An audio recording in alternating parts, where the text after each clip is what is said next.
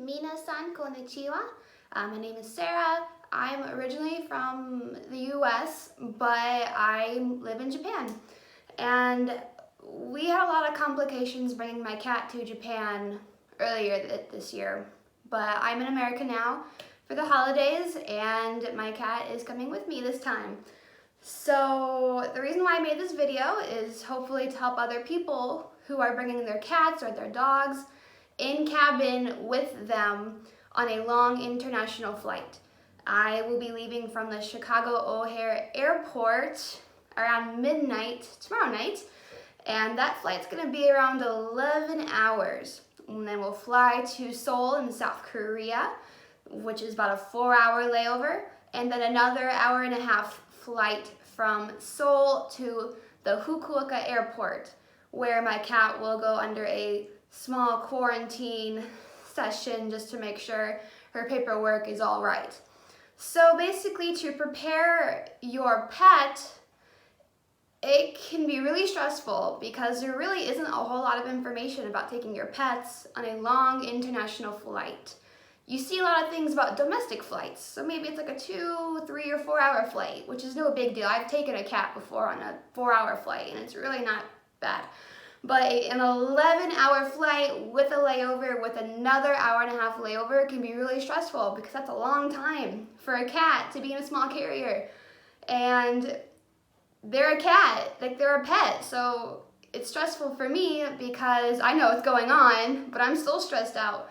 But she's not gonna know what's happening, so she's gonna be even more stressed out. So hopefully this video will hopefully give you some tips and ideas about what it's like taking a cat on a international flight. So I will include some videos of my little journey, taking my cat to Chicago and through security and then being on the flight and the layover. So again, I hope you can get just a small idea of what it's like in this. As I'm making this video right now, I haven't even done it yet, so I'm kind of stressing out myself right now. So yeah, so this is the cat that is coming with me. I've had her for 6 years now, and she's all white, and she has heterochromia. It's kind of hard to see under this light, but she has a blue eye and a green eye. So it's been really stressful getting her prepared because we're going to Japan, so they require certain laws and regulations to bring a pet. The biggest thing is about rabies because Japan is an island, so there's like no rabies there, or at least not as much rabies as like America. So it's like a big thing. Hi. So it's a big thing not to let rabies into Japan. So like, you know, it requires 2 sets of rabies shots, I believe it was. She has to get a rabies serological test, which costed about $180 US just for one test. And then you have to wait 6 months or 180 days in quarantine. So we did that here. So make sure you have that 180 days finished at your house, so that way your pet doesn't have to wait in the quarantine at the airport for 6 months, where it's gonna be super stressful, and then you gotta pay for it. So, and then your vet has to get a certificate of like health. It's called Form AC. That costed about $500 to send that paper to the US government to get it signed and stamped. And I just, can I put you down? So I have all of her paperwork in a binder. You know, this is Duchess, that's her name. So you have to send like the airport all your forms to get approval. Like it's my little approval number, the approval form. So everything's in Japanese for them. They send that to you 40 days before you leave. So that's really important to get. This is the paper from the government. It's stamped and signed there. This is the paper that costed $500, just for that little piece of paper. Her serological test, which a pet has to have, you know, at least 0.5. Now, if it's anything below that, you will have to do it again and do the 180 days again. So you have to start all over. So she was right on the line there with 0.5. And just like a notification to the airport, you can get those online. That's what you send to the airport to let them know your cat's coming. And just all of her certificates. I have everything in here. So when you bring your paperwork, I also recommend their history of shots. This is the last 6 years of just her things. So yeah, that's all of her paperwork. It took me almost 2 years to get all that paperwork because I actually have started it. The first time I wanted to take her earlier this year, but the original vet I was going through kind of botched it up a little bit. So not only did I just start all over, but that was like $1,000 like down the drain. So I was pretty mad about that. But now she's ready to go, and we're leaving tomorrow, so I'm a little stressed out. So, and I also wanted to show you the carrier that I bought for her.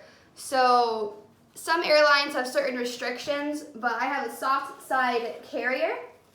And what I really like about this is that it can actually fold out on the sides. So if you unzip that,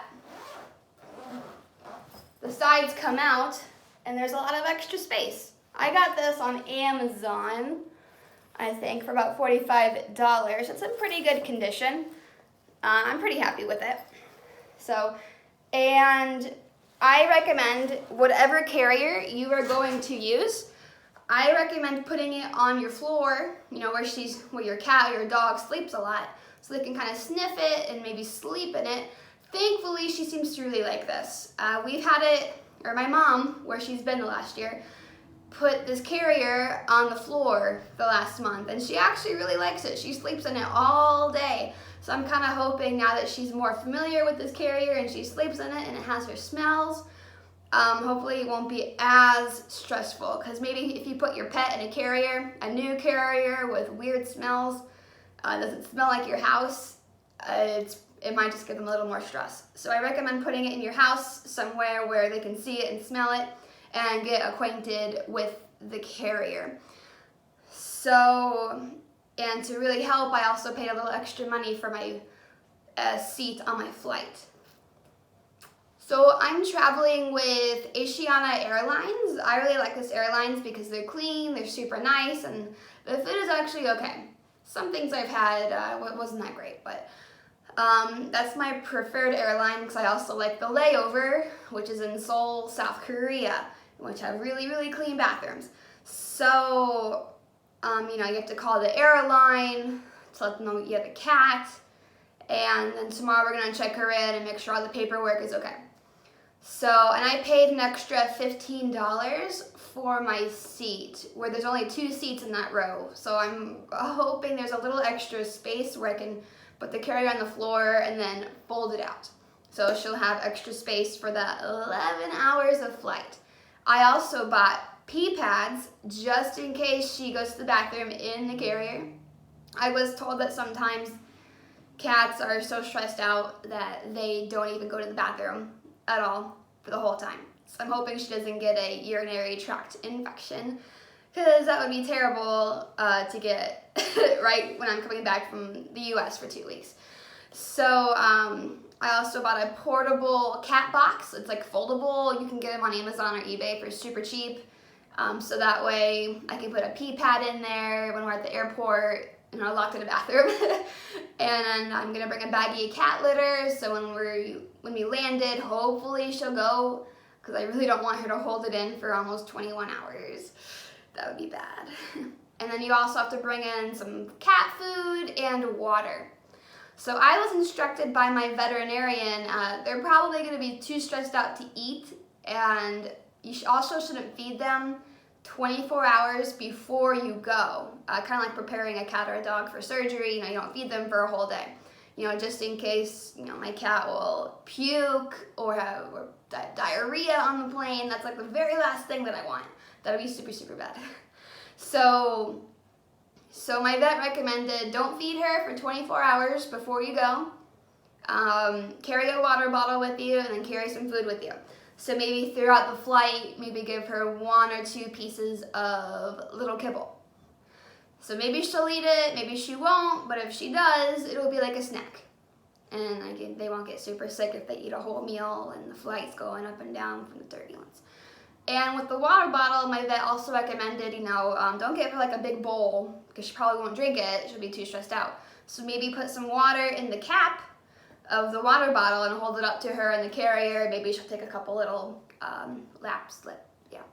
So that's what I was instructed by my vet, but every pet is different. Maybe they will or maybe they won't. So I will let you know after it happens what happened and what she did, if she meowed a lot.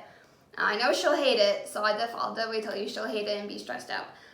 So yeah, I will show you some videos of the process to take her to Japan now.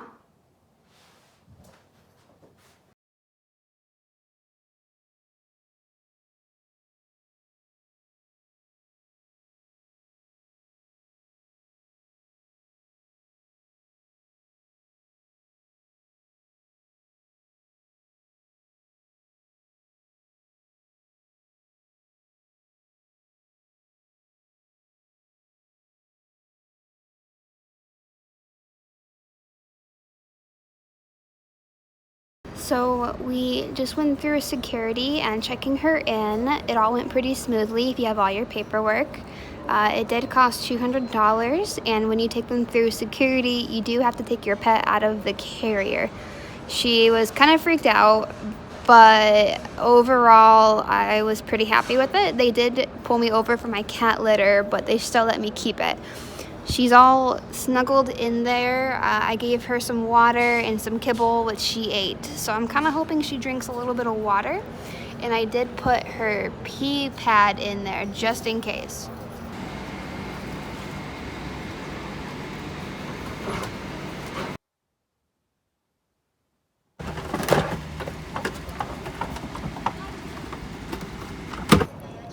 So the flight was a lot longer than I thought it was going to be. It was actually 13 and a half hours rather than the 11 that I thought it was going to be. So most of the time she was pretty quiet, but around the 4-hour mark she started getting really antsy. So I think she had to go to the bathroom. So I took her into the bathroom there, and I like unfolded my little cat litter, and in that little tiny airplane bathroom. And she ended up going to the bathroom. So now we're at the Incheon airport in South Korea. We just went through security. They were all petting her, and they really, really liked her. But there was no problems with the security, but now I have 3 hours to waste. So I guess I'm gonna try to find a really big enclosed bathroom where I can just let her loose for 3 hours. But so far she's doing pretty well. I'm not really looking forward to the 1.5-hour plane ride because we're just in a plane for 13.5 hours, but we'll see. Hi everyone, so we made it home. It has been a very, very long journey, 3 hours of car ride to Chicago, 13.5-hour plane ride, another like 4-hour layover, another plane ride, and then the drive home. The whole thing was like over 24 hours. So we were both very, very tired. I haven't slept in 2 days. So when we arrived in the Fukuoka airport, I went through immigration and I got my suitcases, and then you have to go through the quarantine services. So as long as your paperwork is all correct, it only took them like 10 minutes to do my paperwork, make copies and look it over, and she passed. Thankfully, because it's been a very, very long time to get her ready. So at the moment, she's kind of just walking around and eating, and I'm trying to get her to drink, because I will say throughout the whole trip, she did not drink any water. So I'm trying to get her to drink so that way she's not like super dehydrated, and getting her used to her new litter box and the bedroom, and it's super messy right now.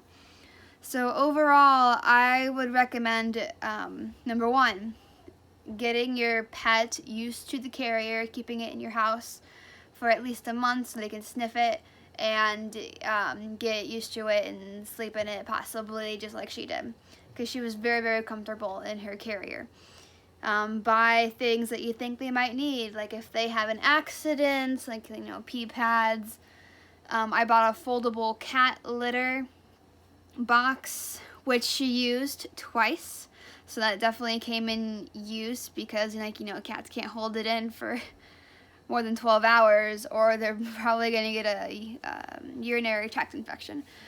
So so if you hear your cat, you know, kind of meowing a lot while on the plane and getting really restless, they probably have to go to the bathroom. So you should sneak them into the bathroom and kind of like let them out and let them go pee in there. And bring a little baggie of cat litter. At least at Chicago O'Hare, they accepted the cat litter, and Seoul and Fukuoka didn't give me any problems with the cat litter either. And I wouldn't recommend listening to any music or movies. I know that's saying a lot, especially for a really long flight. I didn't do anything for 13 and a half hours. It was terrible because, like, you know, she started meowing or making a fuss. You know, I would have to tend to her. You know, I wouldn't be able to hear it if I had headphones in. Just be patient, and it is possible to take a cat on a long international flight. I just did it myself. I am the most anxious person in the world, and I was able to do it. And, you know, we've only been home for a couple hours, and she seems to be doing well. Yes. So again, we are currently in Japan. My paperwork is going to be different than your paperwork. So if you ask me questions like, oh, how do I get my pet to Argentina or the UK? Like, I don't know. I'm just very familiar with the Japan requirements. So I hope you at least learned a little bit of the process, since there's not really a lot out there to take your pet on a long international flight.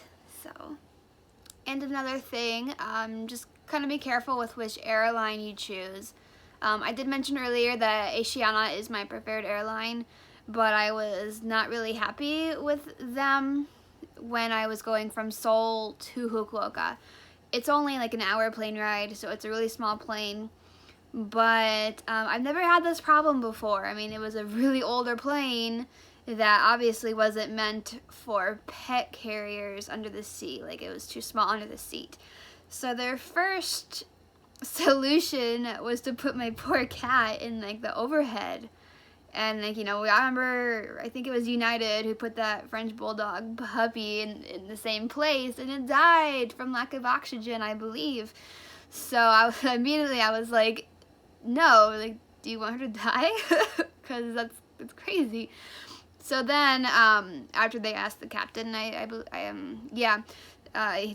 then said that they're gonna shove her in a closet, and I was like, a closet? Okay. Is there gonna be air in there? Because you just recommended to put her in the overhead where there's, like, no air.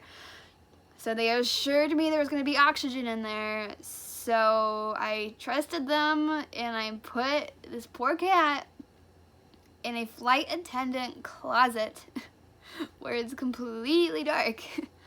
And she was kind of like across the hallway, and I could hear her just going crazy in there, like meowing all over the place, because, you know, it's dark, and she's really close to me. Like, she's been my Velcro cat ever since we got back. So while I do recommend Asiana Airlines, try seeing how long it is. If it's a really long flight, you'll definitely have enough space under your the front seat in front of you. But if it's like a really, really short flight, somewhere in there, it's probably not gonna fit, at least for Asiana. So I was a little unhappy with that experience. But if you have any questions, just comment, and I'll try to reply the best to my knowledge There's most likely a lot of it's going to be kind of like legal things that you probably can't depend on. But if it comes to experience-wise, now that I have the experience of taking a cat on a 24-plus-hour trip with no sleep for 2 days, just comment and I will see where it goes. Bye.